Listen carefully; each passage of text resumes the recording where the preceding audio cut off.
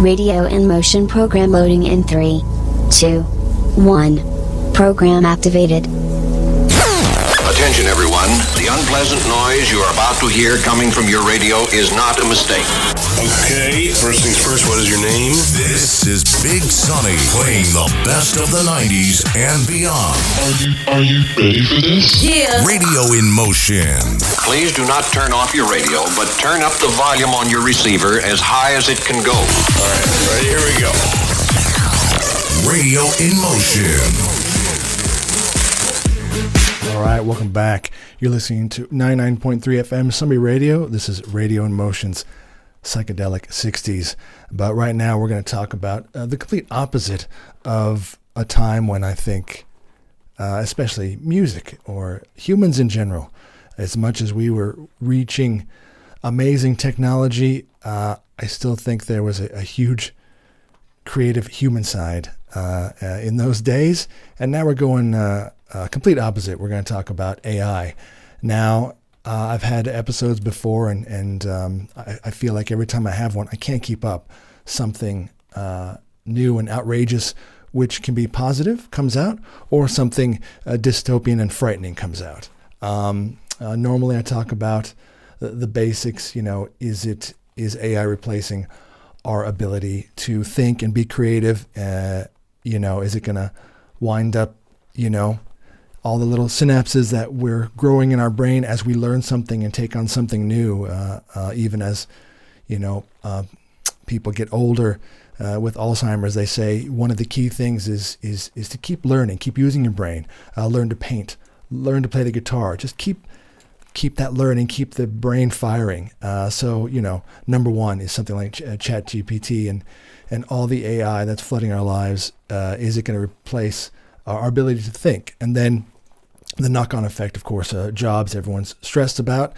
I'm not going to go into all that now. I'm just saying these are the basic topics I usually talk about with AI. And it's no lie, they are coming after jobs. That's a fact. Going to have to adapt with that one.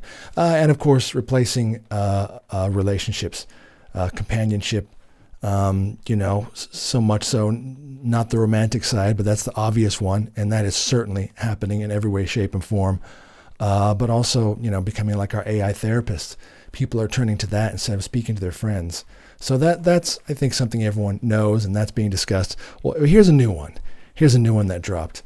AI is coming for grandma, but it's coming for dead grandma. It's coming for dead grandma and grandpa. It's coming for your deceased loved ones. Yes, that's right. It's the rise of the digital resurrection. And we're going to talk about all the horrible ways that I think this has absolutely crossed a line. So there's a new capability inside. It's called the two-way app. Now, I'm not going to play the clip for those watching on YouTube and Rumble. I'll put the link down. And for those listening, it's the company is 2WAI, pronounce two-way. I think it's Halo Avatar is one of their premier sort of avatars. And again, I'm sure you've seen it all. There's all this deep fake stuff, and you see all kinds of actors. Already enough touching on that seems very creepy, actors coming back to life. But it's more of a quick meme or something silly. And again, I'm not saying that that's also not right, but maybe it doesn't hit as hard because it's a celebrity that we're so used to, and you're like, oh, is this real or not? That's a problem in itself. But you know, now I think they've crossed the line. They've gotten too deep here. So again, I'm not going to play it, but I'll tell you, I'll describe it to a T, and I think you'll get the point. So essentially, this ad popped up, and everyone's talking about it. It's got a woman and her young child, maybe 2 or 3, and they're talking to grandma on the phone. Looks like a FaceTime. Oh, how you going? And then, oh, look at him. He's growing up. So, sorry, I'm in Australia, so I'm putting on an accent, but you know what I mean. Could be anyone's grandma, but he's growing up so fast. And the mom's laughing, the kid's giggling. And then shows the kid getting older. He's outside playing. He's talking to grandma. Look, grandma, I learned how to ride a bike. Oh, you're doing so good. You're such a big boy. And, having a very natural conversation. Then later on, it shows the kid growing up, and he's a father, and he's got kids of his own. He's still talking to grandma. Guess what? You're going to be a great grandma. Oh, I'm so excited. I can't believe it. Yeah, okay. Here's the problem. Grandma's dead. This is an avatar of grandma. And at first, you're thinking, well, hey, we have photos, we have videos, we have memories, we have our phones, we look back. What's the difference? Huge difference. Huge difference, folks. Huge difference to try and breathe fake artificial life into a loved one that has died and gone into the hereafter. I can't even begin. Well, I am going to begin. I'm going to tell you all the ways that this is just so wrong. So that's the thing. At first, it seems quite innocent. Okay, I get it. The kid and generations to come get to interact with someone who was important in their life and a loved one, but this person is gone. And when the kid is experiencing this fake grandma based on the real grandma, it's not so bad. I think the first part I thought was horrible was when it showed the kid grown up and with kids of his own. By that time, grandma has been dead for decades. Grandma's 130.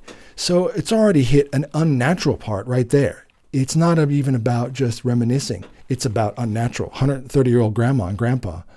So, I just think, first of all, we got to jump into psychologically, this is just nuts. Again, I'll talk about this in a minute. It's one thing to reminisce, and you can get caught up in that. That's bad enough. We all do it to an extent. Hopefully it's positive. I have photos and videos. You look back to loved ones who are here or not here. And old-fashioned photo albums have turned into just, digital photos on your phone. And dare I say, there's some people probably do get caught up in that, whether it's a loved one, more personal, loss of a child or a husband or a wife. Again, the AI doesn't care. It's going to recreate anyone. It just happened to be the ad showed grandma. But let's face it, once they jump that shark, they'll go full throttle. It will replace anyone in your family that you want to create an avatar of. But that's not natural. 300,000 years of human evolution has given us a natural grieving cycle. Shock, pain, acceptance, acceptance. And interfering with that is it's not a small thing. That's a huge thing. That's the other thing with AI. Everyone's like, oh, you can't be against it. It's coming. And you're a typical Gen Xer. You just think Terminator is going to take over or something. I just think as fast as we have advanced as humans, this even the past 20 years, the past 10 years, the past year, it's too fast for our natural ability to keep up. We all think we can, but especially psychologically, this is too fast. This is an unhealthy attachment. The ability to process loss is natural. It's reality. Facing reality is natural. And I won't get too deep into this, but I think that's another issue, and it's not their fault. If you blame sort of a younger generation, it's only the older generation that enabled them to become that way. But there's a real natural thing these days to not face reality. I'm sorry. It's escapism in a positive way, and there's escapism in a very narcissistic way that's also just shielding people from having no social skills at all. So that's the other thing, is not natural. It's the AI dead relative avatar. Hey, it's got a completely simulated interaction, which is just fraught with ethical danger. The problem is these avatars, there's no consciousness. Okay, they can't love you, care for you, guide you. Even if you say it can, it's not real. It's not them. It's just it just assembles data wearing a human mask. Okay, it's ChatGPT wearing grandma's mask. You're not talking to grandma. And if this were something impermanent, and I've used these. I've had an old photo of someone, and it was my grandparents. So yes, I am going to say I'm not being hypocritical. This is different. And the AI adds a little motion to it. So it makes a little 5-second video. That's as far as I'm ever going to go. Yes, I do have boundaries. And I think that's lovely. So I look at the photo, but now the photo just has them head turn and maybe there's leaves in the background, the trees moving. That's lovely. All that is still a memory. It's a photo. I didn't recreate Grandma and Grandpa. I'm not up at night having conversations with them. Hey, look at my grandkids, Grandma, who's been dead 50 years. Isn't that cool? Hey, it's totally weird. And also, human beings are more than the sum of their parts. We are more than audio and visual. I think everyone is focused on the audio and visual. No, I don't just mean something like, I miss my dad. He's passed a while ago. Do I want to reminisce about, his enormous propensity to have huge farts while he's on the chair? No. But I will say it's more than audio and visual. Sure, it's a sense of smell. But you know what I'm saying? It's everything. It is human, a soul, someone being there. Sometimes Grandma might have just been a hug. Again, we're more than the sum of our parts. Each person is an individual. They just can't be replaced by audio and visual. It's the messiness that is humanity. That's a human. An avatar is only going to deliver, an imitation, an echo, an echo that might make you feel okay for a minute, but I think all roads lead to unhealthy. So like I say, memory versus obsession, they're two different things. It's one thing to look at photos and videos and AI enhanced images, like I say, which I've done a couple and they're really cool. They're still bound to reality.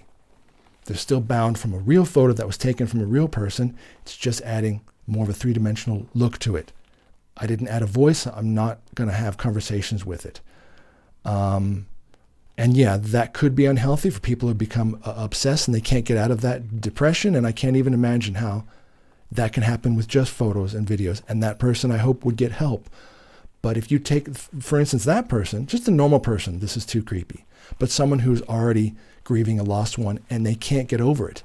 They're stuck in the grieving part. They haven't hit acceptance. And someone gives them this new AI app and says, here, your husband can live forever.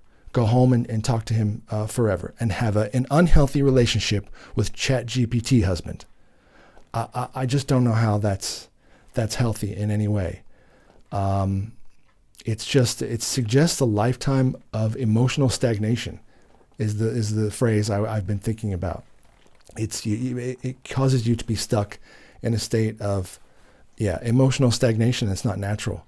Memories were designed to fade. I'm sorry, but they were. They can be there as a faint image, gives you something positive, gives you strength when you need it, but they're designed to fade, and it's just not natural. And then not just the creepiness of it and the ethical part and the fact that you have violated, without asking someone, of course, okay, in the video it also shows, actually, this is worse. In the video, after it just shows the innocent talking to Grandma, oh, hi, how you going? It shows the daughter, obviously, telling Grandma, hey, can I just get a video of you? Oh, what's this for? Oh, just stand still. I swear to God. And she's making Grandma turn left and right and do a short video. She's doing that so she can capture her, and I don't think she tells her why. What a horrid and sickening violation. Even before she was dead. Hey, you know what? I think you're going to kick it pretty soon. So could I grab a quick video of you? Because I'm going to make an avatar. Because you ain't looking good. That's disgusting on so many levels. I can't believe it. But yeah, so you've captured Grandma. You've got the video. You send it to two-way. Hey, congratulations. It's a brand new Grandma. Hooray. You start talking to Grandma. You just wait till Grandma starts selling you shit. You don't think that's real? How do you think they're going to get their money? I swear to God, Grandma's going to be talking, oh, you're getting so big, and I used to love gardening. And Grandma's going to say, they've got these new ergonomic pillows from Ergonomicon. You should take a look at them. What the hell? Did Grandma just try to sell me an ergonomic pillow? Hey, look at these military-grade night vision glasses. Okay, that's awesome. Good suggestion, Grandma. But I don't want Grandma selling me products online. How disgusting would that be? Where'd you get these sunglasses? It's funny, my dead Grandma avatar, we were just talking, and all of a sudden she put them on. Look at my new shades. Found it. Rayban.com, sponsored by Dead Grandma. What the hell's going on? Don't even say that they won't do that. Dead grandma start selling you stuff. And this is par for the course. All the tech lords and the technocrats, as much as on the one hand, I'll say, you have to trust that they're going to take us to a positive place. I'm worried that it is all just shifting the money like everything else. I remember when ChatGPT, they were vehemently against having an adult version. And again, I won't get too deep into this, but suffice it to say, the porn industry is a billion-dollar industry that I won't get into the ethical part of that. It is what it is.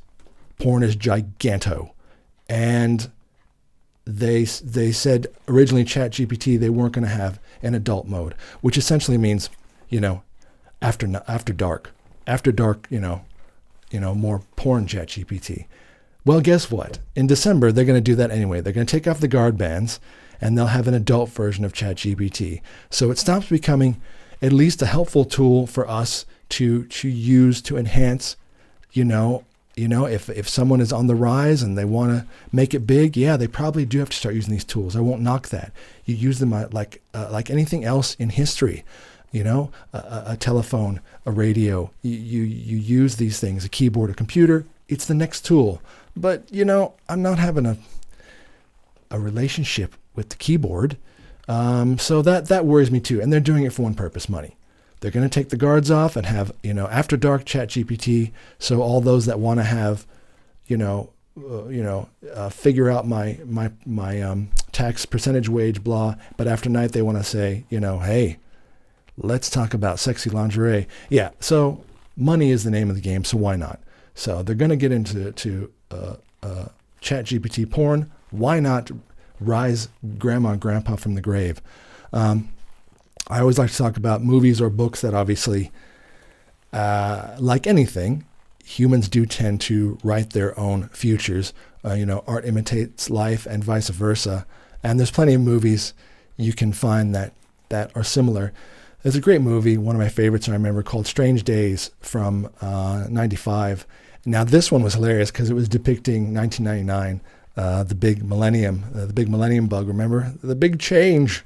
Nothing happened, of course, but it was set a little bit in the future, and that was with Ralph Fiennes and Angela Bassett.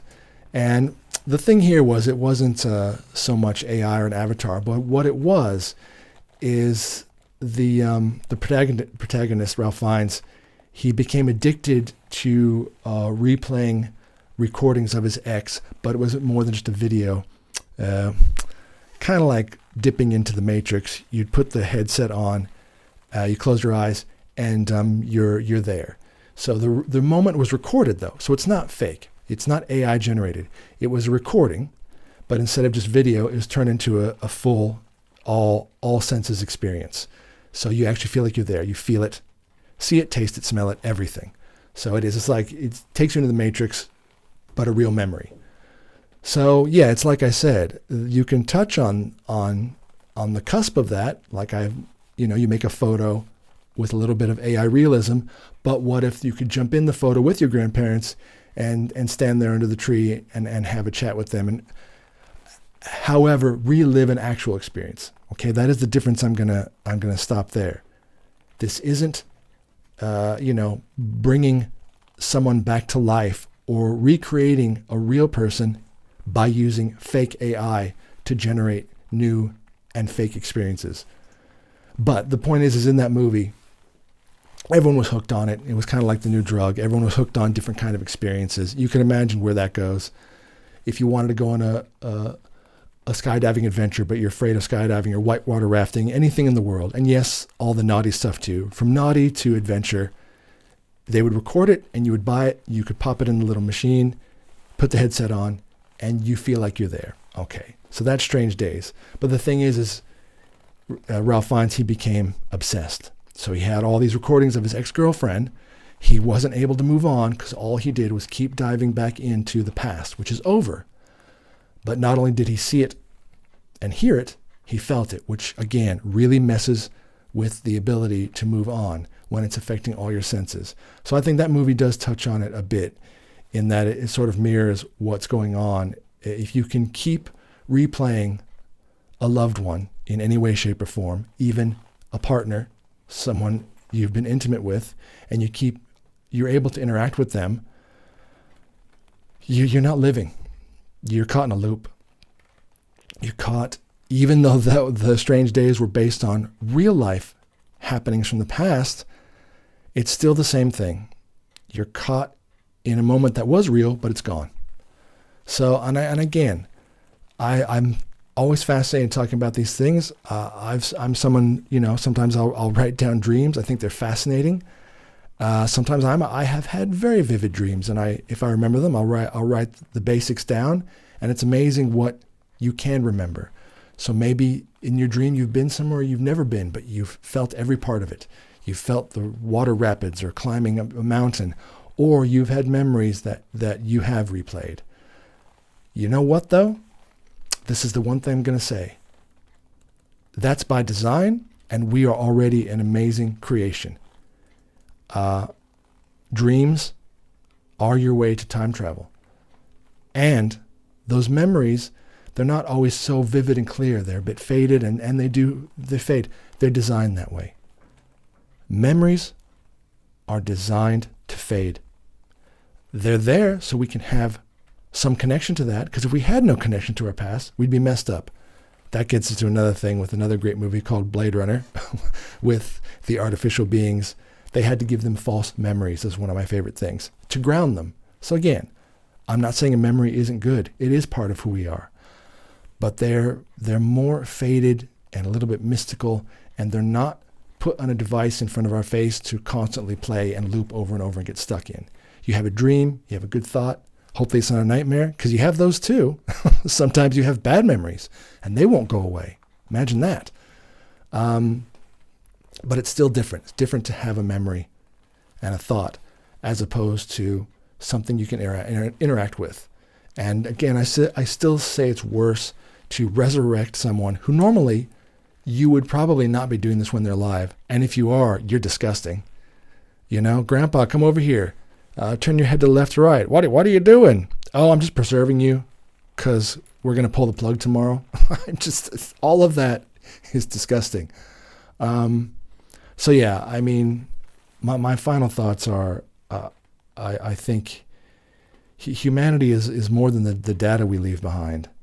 A human being is more than just the voice in the face. It is memories of that person. It may be a memory of how everything smelled and something maybe you were cooking with your grandma in that moment. And the fake avatar is not going to bring that back. We are a soul. We are a consciousness. We are a presence, a dynamic living mind that even if they throw in, some sort of, chaos code where we're like, well, the dead avatars, they're acting too stringent. We need them to be wild. So every once in a while, grandma goes, hey, screw it. I'm going out. Bye, kid. That's still not grandma. It's in no way going to recreate, even if you type it in yourself. And I know people have done this. I've heard about these stories before. People are creating their own. So the fact that a company got on board, it's no surprise. But I'm just saying to you all, it's not healthy. If you want to have an avatar of a dead loved one for you to get caught up in and never be able to move on, I just don't think any road leads to happiness. It all leads to something unhealthy.